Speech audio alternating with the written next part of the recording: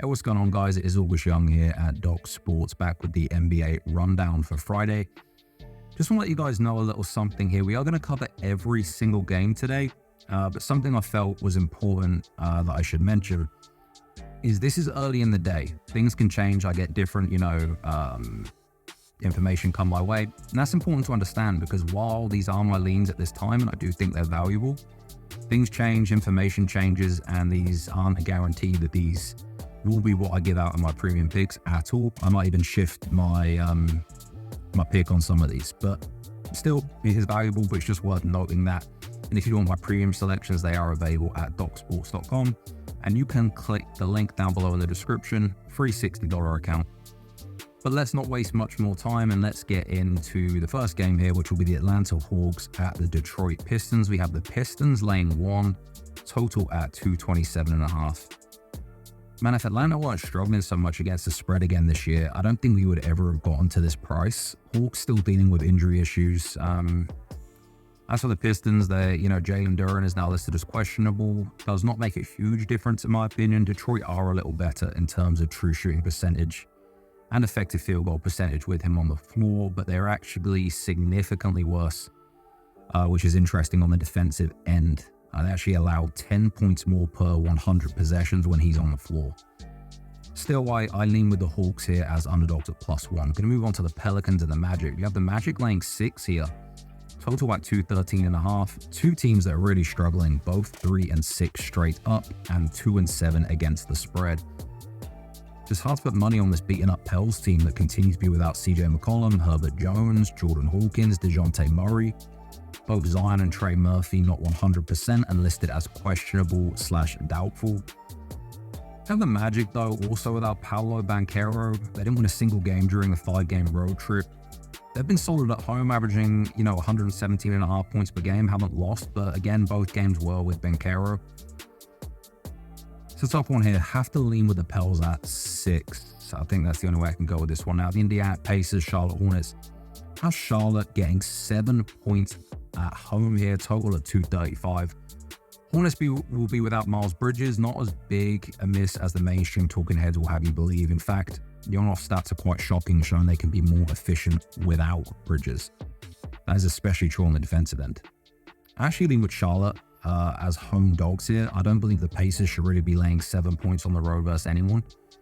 They're 2-3 away from home so far this season, haven't won by more than 7 in their 2 wins, which included they actually lost outright to the depleted Pelicans team that we just mentioned. Gonna lean with Charlotte here. Now, Golden State Warriors at the Cleveland Cavaliers. The Cavs laying 4.5 at home, total at 230.5. Man, these two teams look unstoppable. Warriors 7-1 straight up and against the spread. Cavs 9-0 straight up, 8-1 against the spread. The outright win at Boston was very impressive for Golden State. The free pick we gave was Boston. I mean, that was impressive. But it is a weird one as both these teams are due a loss. Warriors 5-0 on the road. Cavs obviously haven't lost a single game yet this season. The thing is, though, Cleveland's offense is so damn good. Ranks first in adjusted offensive rating, scoring 121.5 points per 100 possessions, which is adjusting for strength of schedule as well. Going to lean with the Cavs here at 4.5. Now, the Milwaukee Bucks at the New York Knicks. We have the Knicks laying 7, total at 223.5. Bucks on a back-to-back.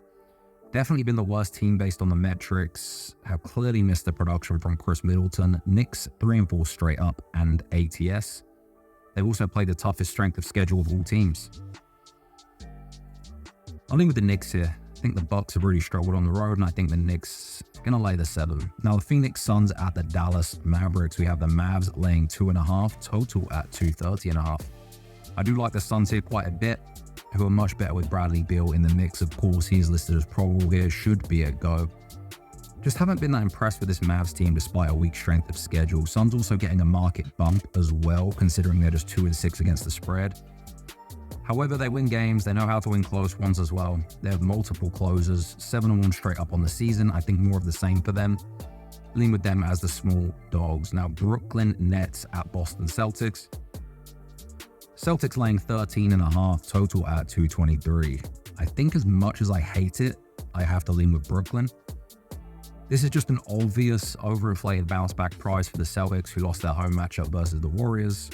The narrative that they'll want to take it out on the Nets, which is obviously true to an extent, but it's not like the Nets are just going to roll over and allow them to do whatever they want. I mean, it's a Brooklyn team that is still 4-4 straight up on the season, 6-2 ATS. I feel 13.5 is just a huge price, pushing the boat out a little. Probably think somewhere around 12 is more fair, so I lean with the Nets. Now, Houston Rockets at the Oklahoma City Thunder. Thunder laying 8.5, total at 220.5.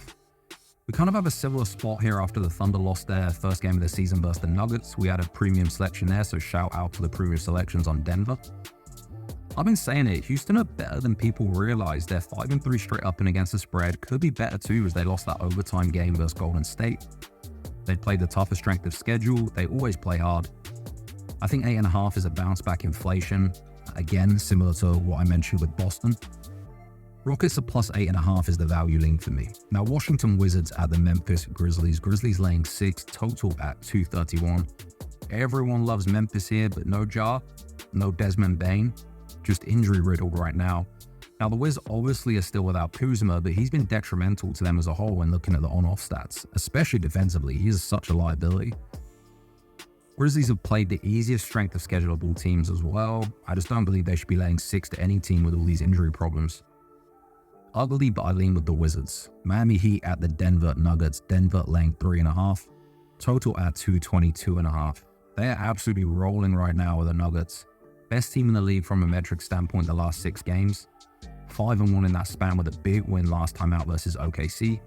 They're settled in at home too, which is when they're most dangerous. They haven't been outside of Denver since November 1st. This is also a rough cardiovascular spot for Miami, who have been playing at sea level all season, now heading to play a hot Nuggets team at altitude. That stuff does matter. They're also bouncing around going home, road. Surprised to see this number down here, even despite Jamal Murray, who is still questionable here with a concussion. I will say, if he is listed in on this game, this price will definitely pump up. I think 3.5 is solid value on Denver. Portland Trail Blazers at Minnesota Timberwolves. The Timberwolves laying 12, total at 220. The T-Wolves had a little bit of an underwhelming start to the season, but it seems they're starting to trend in the right direction. They won 3 of their last 4, averaging 118 points per game. The only issue for me here, though, is laying this amount of points on a back-to-back. Little scary. However, assuming there's no surprise rest spots, it seems like they should be able to hang a big number on Portland. Do it also on a back-to-back. Not like they're rested. Gonna lean with Milwaukee here at -12. LA Clippers at the Sacramento Kings. The Kings laying 5.5, total at 223. Both teams in the exact same rest spot here. I think this line is a little short based on how explosive this Sacramento offense can be at home. You have the Clippers playing better basketball as of late, but wins over Philly and San Antonio isn't all that impressive. Not much more to add. I lean with the Kings at -5.5. Final game here, Philadelphia 76ers at the Los Angeles Lakers. Lakers laying 8, total at 223. Lakers are a mess right now. I mean, so is Philadelphia, but at least they have somewhat of an excuse based on the injury report. I mean, no Tyrese Maxey, no Joel Embiid.